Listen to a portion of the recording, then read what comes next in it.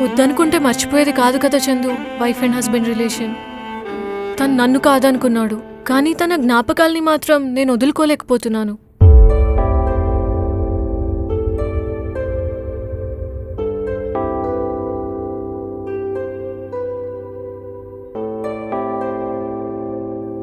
ఏంటి బావగారు మీరే అలా డల్ అయిపోతే ఎలాగా?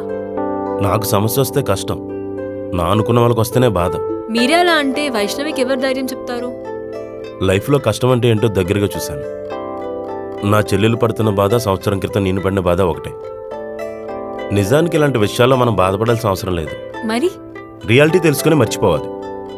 అలాంటి టాక్సిక్ పర్సన్స్కి మళ్ళీ మన లైఫ్లో చోటు ఇవ్వకూడదు. నువ్వు చెప్పినంత ఈజీ కాదు బావా.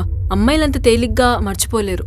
అంటే మీరు తీసుకున్నంత ఈజీగా అమ్మాయిలు లైట్ తీసుకోలేరు. ప్రతి మగాడి విజయం వెనక ఒక ఆడది ఉంటుందని మగాడు గర్వంగా చెప్పుకుంటాడు. అది ఆడదంటే. పెద్దవడం అంటే ఏజ్ పెరగడం కాదు సోని, మైండ్ మెచ్యూరిటీ కూడా పెరగాలి. ఈ రోజుల్లో చాలామందికి అది లేదు. సాధారణ విషయాన్ని కూడా చాలా సీరియస్గా తీసుకుంటారు. సీరియస్ విషయానికి సూసైడ్ చేసుకుంటారు.